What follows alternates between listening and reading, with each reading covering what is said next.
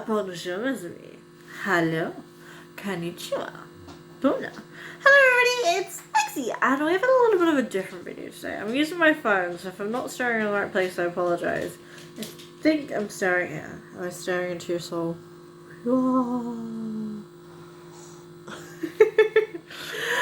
we have a little bit of a different video today. So today, I'm going to be talking.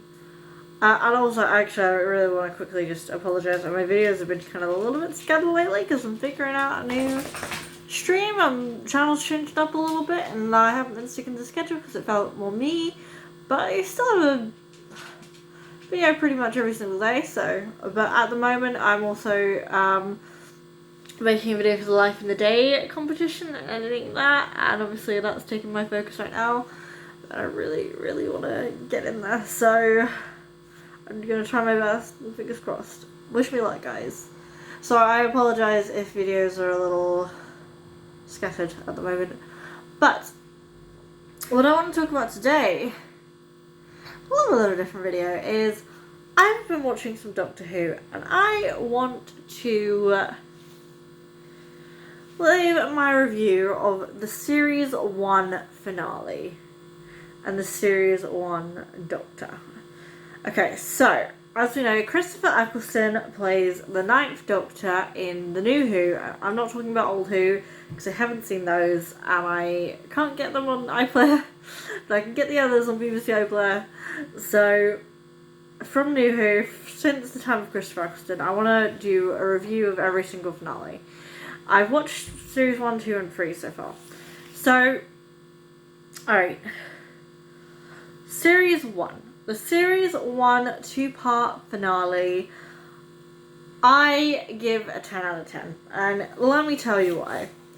So, we have Christopher Eccleston as the 9th Doctor, Billie Piper as Rose Tyler, obviously. We've got Jackie, Noel Clarke as Mickey. I don't know Jackie's actress, I'm sorry. We've got Captain Jack. Captain Jack Harkness, you gotta love Captain Jack, man. John Barrowman playing Captain Jack. What's really good about this series, like overall, the way it ties into the finale, is all the little pieces scattered throughout the first series that all lead to the finale and lead to like the big finish. They lead to like the little snippets here and there through the episodes throughout season 1 that lead to Bad Wolf. Oh, quick disclaimer, this will include spoilers, so please, if you have not seen Doctor Who Series 1, I don't know why you wouldn't have by now if you're a Doctor Who fan, but if you haven't watched it, this review will contain spoilers, just to let you guys know. But yeah, what was really cool was, like, with Doctor Who is, like, they had the stand-off, like, one-off episodes. Throughout the series, they went on their adventures, right? They found, like, fought aliens, they went to different planets, different time zones, etc. And all where they went was Bad Wolf. And it was scattered throughout the series. And then the payoff at the Series 1 finale was just epic. Just so good. Well, I will get into that a little bit later. I'm trying to keep this a little bit linear, but I do ramble, and my thoughts are going, like, not in order, so I apologise. Okay, so we start off the episode with Captain Jack Harkness, Rose, and the Doctor have all been transported onto this game show. This game station that has all these different like game shows like Big Brother and Weakest Link and stuff like that, but these game shows, they're all in different parts. Like Jack's in some sort of fashion show. I think it's supposed to be a parody of Zuzi and Susanna, and that's probably wrong, but I've never seen that, sorry. The Doctor's in Big Brother, which we all know, and Rose is in Weakest Link, which I thought was quite cool, giving them these places to go to. And all these game shows turn out to be kind of killer, because if you get evicted, you die. In Big Brother, the fashion show, they're literally like, oh, we'll take your head off, you know. And that's so outrageous.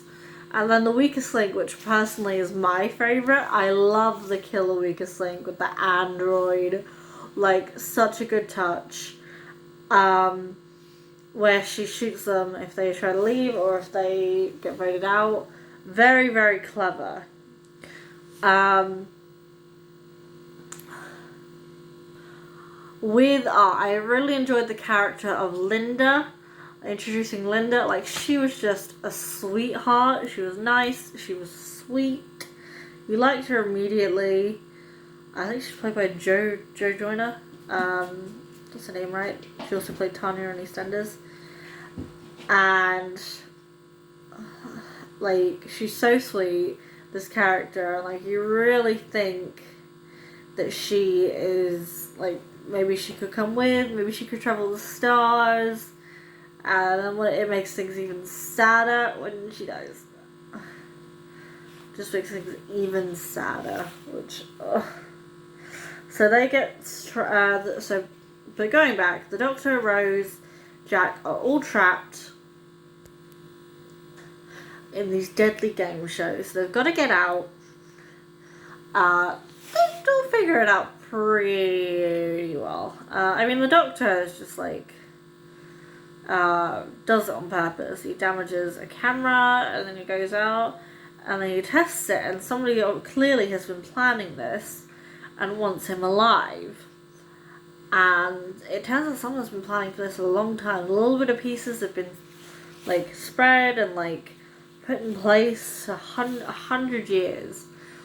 100 years, which is insane how all these things are, like, put together.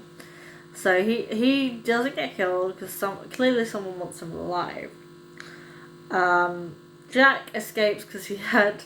Oh, that was a funny moment as well. I mean, Jack escapes because he had that gun stashed somewhere, even though he was made to be naked. We can only assume where. I'm going to let you guys guess that one, which that was a funny moment. That's a Compact Laserdisc Deluxe. Where were you storing that? You gotta love Captain Jack as well. Like, the three of them, they are such good companions. Like, the Ninth Doctor, Jack and Rose have such good chemistry together. They have such good chemistry. You really believe in this, like, ragtag group of friends, and they're all a little bit flirty too, which I love. Like, Jack's flirty to the Doctor, and, like, I love that so much. I love that so much, how there's, like, a little flirt there. It's so cute, and, like, they all just kiss each other. It's really, it's sweet, and I like it. I like the dynamic between them. I like the relationship between the three of them. Especially the Ninth Doctor and Jack, I think. I really like their relationship. So after that, they go to find Rose. Captain Jack and the Doctor, when they meet up, and they go to find Rose. And the Weakest Link is just finishing, and they don't get there in time, and she gets disintegrated, or so they think. And there's that, oh my god, that moment is brilliant. That moment is absolutely brilliant, because everything, like, slows down. Jack is yelling. Jack is taking it out the way he knows how to, which he is just like, no, he's yelling, he's like, she's just a kid, you just killed her, you killed her.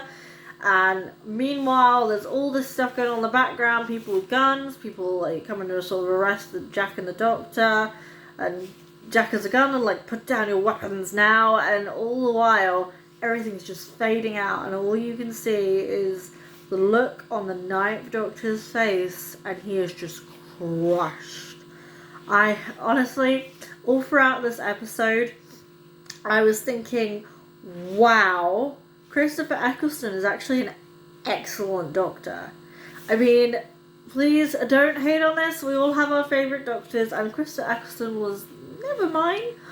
But I was been going back and looking at it objectively. I haven't looked objectively past season 3 yet, but no, past season 3. I haven't looked objectively past season 3 yet, but from seasons 1 to 3, Christopher Eccleston is the best Doctor, hands down. At least in what my belief of the Doctor, what the Doctor is supposed to be. I understand we all have different opinions of what the Doctor is supposed to be and the Doctor's personality, but in my opinion, and again, you can disagree with me, I'd love to hear your opinions, but I'd love to hear your opinions. I'm sorry, that first time sounded dismissive, and that's not how I meant it at all. I would love to hear your opinions and what you think of all this.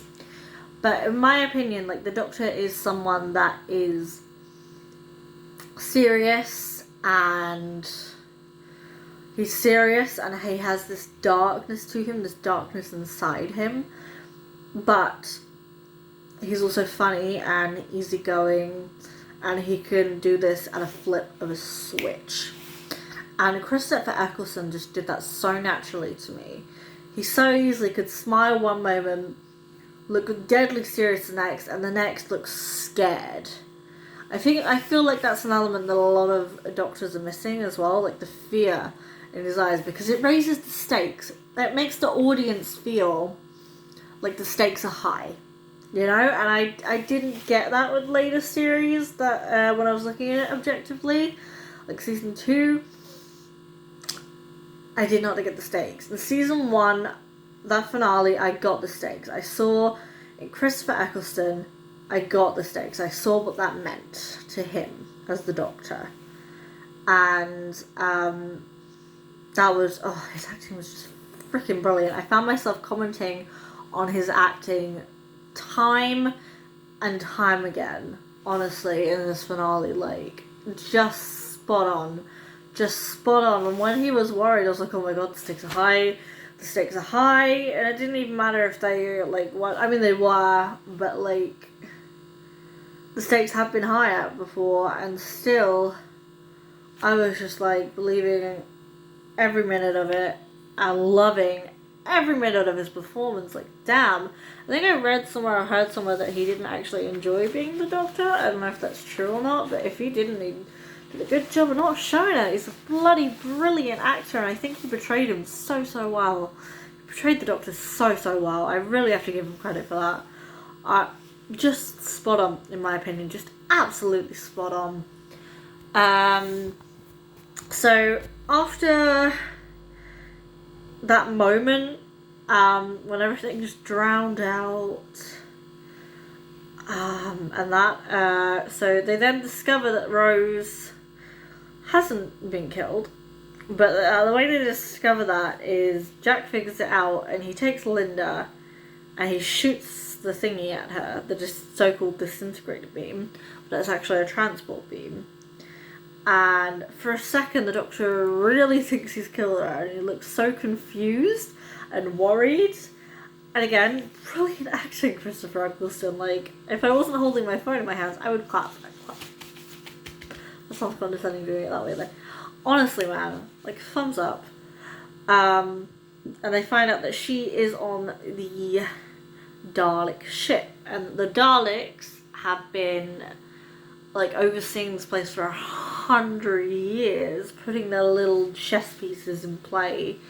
There's the controller, who that's they're her master, and they can hear everything that she says and everything that people say to her, because she's connected to all the game station. But in a solar flare, they can't hear her, and that's when she tries to sort of warn people. I feel bad for her in the end as well, because she gets free after being plugged into a machine for so many years, and then the moment she gets free, she disobeys her masters, and she welcomes death, and that's sad in itself. That was a nice, well, not a nice moment, but you know what I mean. That was a a very heartwarming and like saddening moment. Not heartwarming. It was a very saddening moment, and it was kind of, it was mixed feelings. It was mixed feelings because you're just like, you're glad she's free, and she almost seemed happy that she'd done something for good, you know, for the betterment of humanity, to go against the Daleks, and she, you know, she did something she was proud of in the end, and that gave her peace, and that's kind of beautiful. I want to talk about. My gosh, there's so much to talk about in this series finale, isn't there? Like, my thoughts are just going blah, blah, blah, blah, blah, blah. But I want to talk about Linda's death because that was very, very sad. Oh, Linda coming up. She was in that room, and they said no Dalek could get through there, and they're right. They couldn't. They couldn't get through the door. The Doctor promised her she would be safe. She wanted to travel with him. There was all this hope that maybe we'd get a new companion or someone else that the Doctor could travel with. Like, we probably did think it wasn't going to happen, to be fair, because Rose and stuff and Jack. But then we had 2 companions already, so, like, I was like, I believed it. I was like, oh, she could have travelled with the Doctor. I kind of did and didn't. I was like, it's not going to happen, but oh my god, that would be so good. But then she died, and the Daleks came from the outside of the game station and blew up the glass instead of getting through the door. Oh, bless her. It just sucked. Linda with the Y. Linda with the Y. You're too sweet. That was really, really sad. A moment that got me, though, is when they realised a way to defeat the Daleks was that the Doctor realised he could do, I think it was called the Delta Wave, but the only problem is that it will also wipe out the planet. It'll wipe out that entire population of Earth. I think it was the entire population of Earth. Half or all the population of Earth, I'm not sure. But either way, that's something the Doctor struggled with, and he didn't tell anyone about that little hiccup. But when the Daleks said, like, Jack was just straight up with him. Like, Jack didn't even question it. He was like, you do what you gotta do, Doctor. And that was a nice moment between them. And when he's built this Delta Wave, oh god, this gets to me every time. My heart can't take it. And he's ready to push it, and the Daleks are just like, do it. I want to see how much of like a Dalek you are or something like that. Be like us. And they're like, what are you, Doctor? Coward or killer? And he is literally shaking. Again, oh my god, the acting is so brilliant. Singing Christopher Eccleston's praises here. The acting is so brilliant. Oh my gosh, it was so good. When he is just, like, he's shaking, putting his hand on that lever because he knows what it means. The stakes are so high, he's shaking, he's scared, he's worried, there's a little bit of anger here and there towards the Daleks, he's determined, he's so unsure of himself, and it's a heartbreaking moment to watch, and oh my god, it's so compassionate because it gets me every time, because he's like, the Daleks are like, are you coward or killer? And he's like, I'll do it, and then he can't, he's like, coward, every time, and that's what the Doctor is to me. That's what I feel like the Doctor should be, compassionate and kind, and like, he'd rather be backed up into a corner seeing no way out rather than hurt people or kill people or be forced into that sort of situation. Even if it meant killing all the Daleks, he couldn't do that. If it meant killing everybody on Earth, or even half the people on Earth. At that moment, oh, beautiful. Getting back to the Bad Wolf being scattered. Oh my god, my favourite part. So obviously the Doctor sends Rose home. He kind of tricks her. Because she would not leave him if she had the choice. She would not. And I mean, she does her best to freaking get back there. She's like, if it wasn't for her, the day would not have been saved. She saved the world. But Rose looks into the heart of the TARDIS, I'm so sorry. Don't come for me, Doctor Who fans. I know it's TARDIS, time and relative dimension. Oh my god, I can't speak. Time and relative dimensions in space. I do know it, I just can't speak today, okay?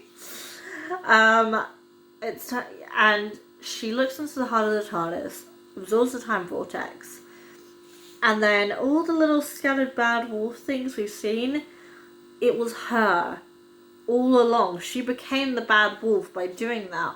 She flew the TARDIS back to the Doctor, and she just annihilates the Daleks. With one hand, she spreads the bad wolf across time and space, which, as we know from watching later series, it pops up not only all throughout series 1, but it will pop up later as well. So she spreads it out everywhere she needs it.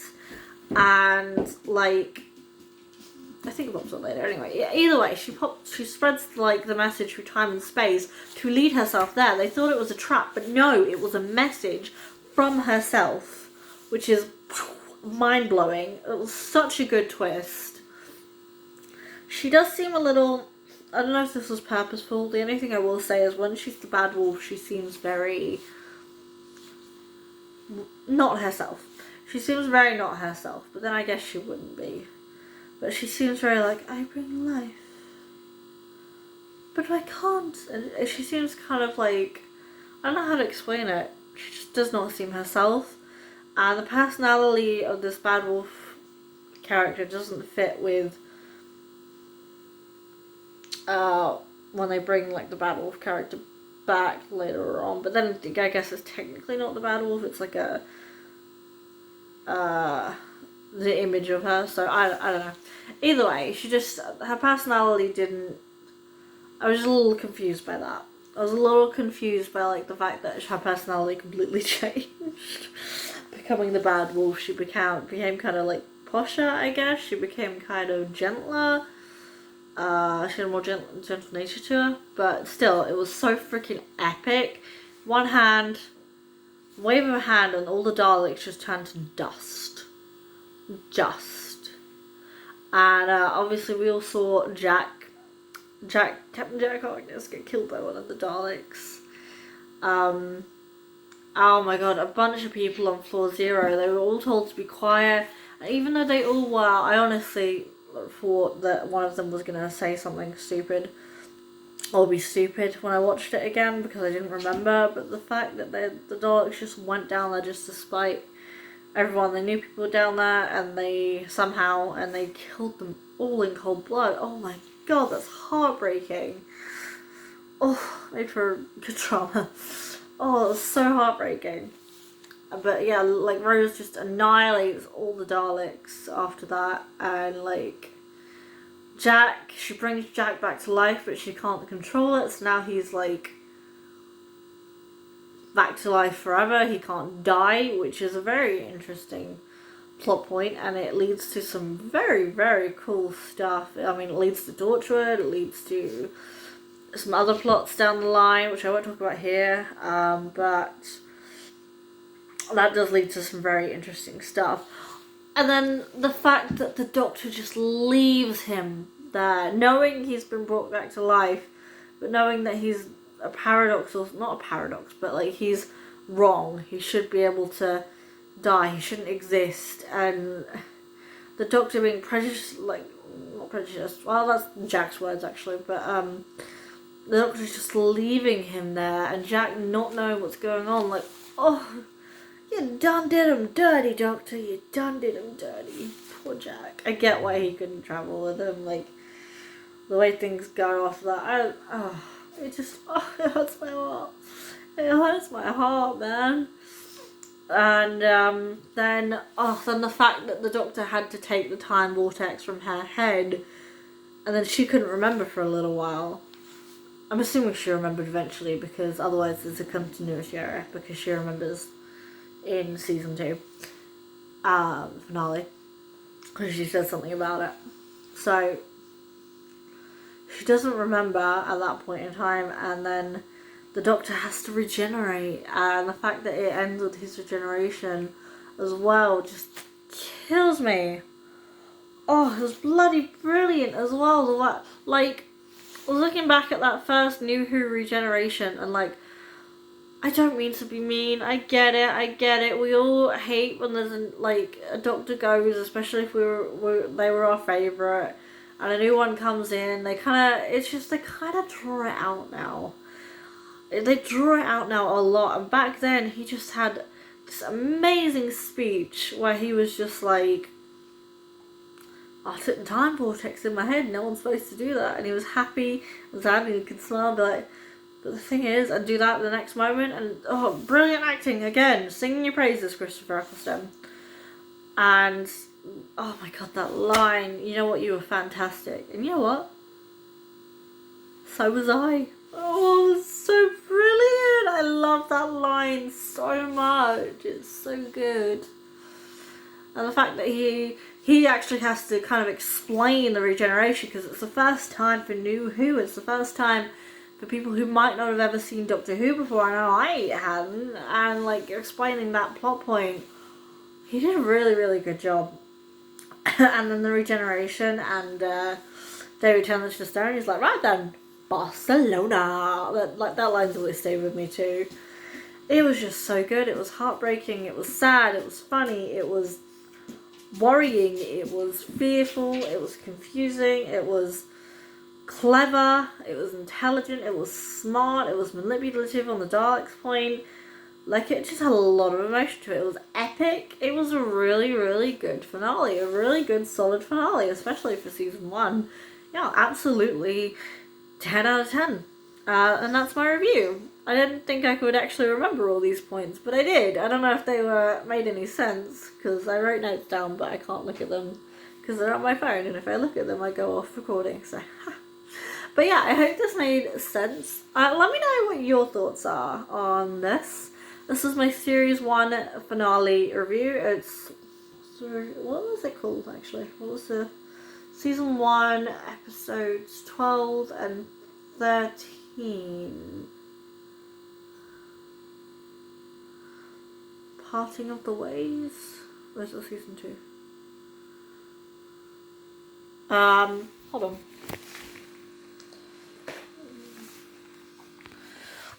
But yeah, that's pretty much my review.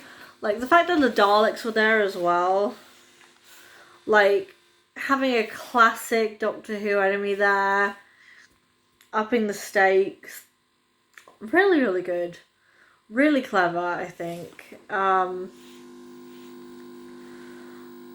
Bad Wolf, yeah, it was all just brilliant. It was really cleverly thought out.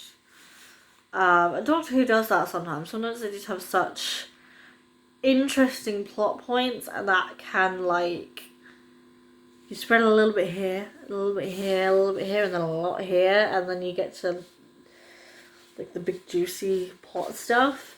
And I mean, with this one, it was just spread throughout the season, and then you got to the end, which was really, really cool. Because I feel like a lot of people probably do forget if it's spread throughout the seasons, but then when it's like spread throughout the seasons, almost like River. Oh, but yes, it was a really, really good episode. Bad Wolf and the Parting of the Ways, that's what they're called. So that was my review for Series 1, episodes 12 and 13, Bad Wolf and Parting of the Ways. 2-part finale. Oh my god, so good. Like I said, let me know your thoughts. Let me know what you thought I was right on and what I was wrong on, if I missed anything. I didn't comment on Billie Piper's acting much. I thought it was good. I just didn't find myself commenting on it as much as I did with Christopher Eccleston. Or Jack's for that matter, but I love Jack. Oh my god, I love Jack. He's awesome. But yeah, I really, really enjoyed this episode. I think it's really, really good. Yeah, like I said, let me know what you thought of it, and let me know what you thought of this review, and if you'd like to see more of this, please leave a like. Make sure to subscribe to the channel for lots of new content. A video pretty much every single day, so hit that bell too. Road to 1K, guys. I love you guys so much. We're on 577 subs. Like, that's crazy. Thank you. I believe we can do it. Let's keep growing this community. I love you guys so much. If you have any requests or ideas, please leave them in the comments below. Thank you guys so much for watching, and as always, I'm Maxie. Sign